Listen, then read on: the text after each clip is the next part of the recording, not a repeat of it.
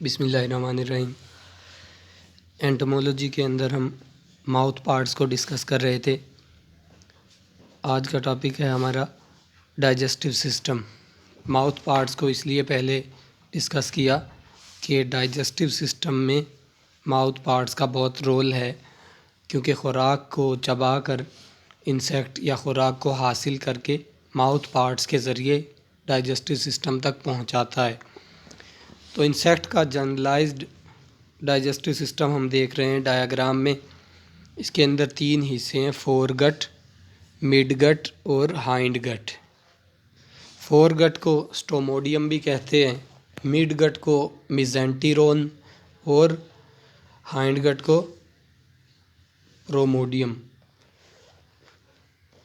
تو فور گٹ کے اندر پری اورل کیویٹی سے لے کر اورل کیویٹی، فیرنکس، ایسوفیگس یعنی خوراک کی نالی اور کراپ ہے۔ 1 بائی 1 ان کے فنکشن بھی ہم ساتھ ساتھ ڈسکس کرتے جائیں گے۔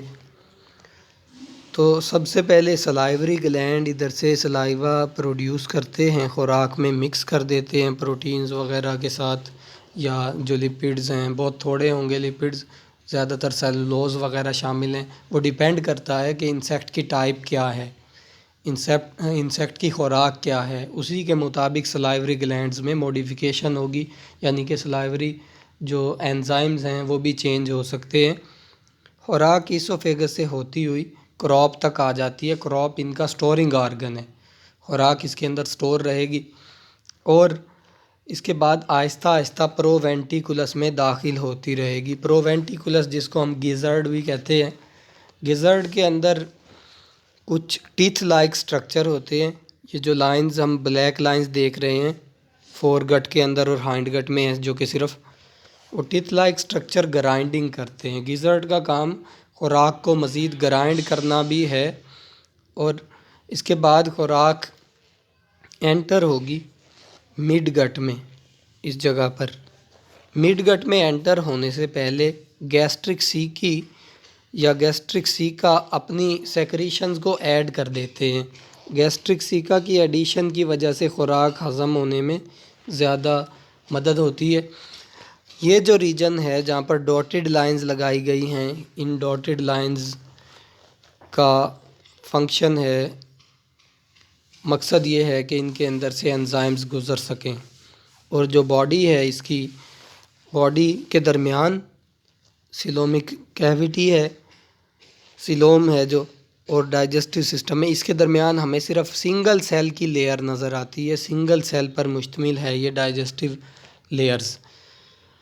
خوراک اس کے بعد مزید انزائم سیکریٹ ہوں گے، یہاں سے خوراک کی کیمیکل ڈائجیشن ہوگی، کیمیکل ڈائجیشن ہونے کے بعد ایبزارپشن ہوگی۔ ایبزارپشن کے لیے کوئی کیپلریز وغیرہ موجود نہیں ہے یہاں پر، بلکہ باڈی کا جو سیلوم ہے اس میں ڈائریکٹلی یہ ایبزارب ہو جائیں گی۔ ایبزارپشن کے بعد باڈی میں ٹرانسفر ہو جائیں گی ڈیفیوژن کے ذریعے۔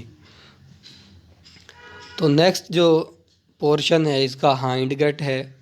ہائنڈ گٹ میں خوراک مزید واٹر وغیرہ ایبزارب ہوں گے۔ اس کے اندر ایلیم، کولون اور ریکٹم ہے۔ ریکٹم جو ہے ٹیمپریری سٹوریج کرتا ہے۔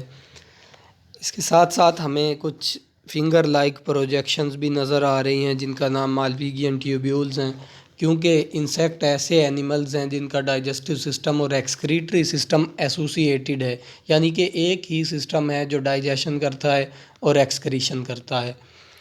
خوراک کے اندر جو باڈی سے آنے والے ویسٹ ہیں وہ بھی شامل کر دیے جائیں گے ان مالپیگین ٹیوبیولز کے ذریعے، اور یہ جو ویسٹ ہیں باڈی سے ایکسکریٹ آؤٹ ہو جائیں گے اینس کے ذریعے۔ تو یہ سارا اوور ویو ہے ڈائجسٹو سسٹم کے سٹرکچر کا اور فنکشن کا۔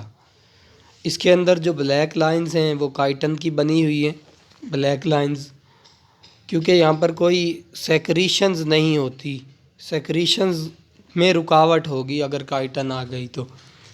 اور جو ڈائجیشن اور ایبزارپشن کا مین ایریا ہے وہ مڈ گٹ ہے، یعنی میزینٹیرون ہے۔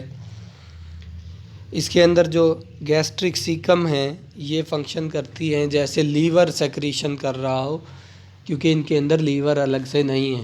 اور جو مالپیگین ٹیوبیولز ہیں یہ کڈنی کا فنکشن کرتی ہیں، ایکسکریشن کا فنکشن کرتی ہیں،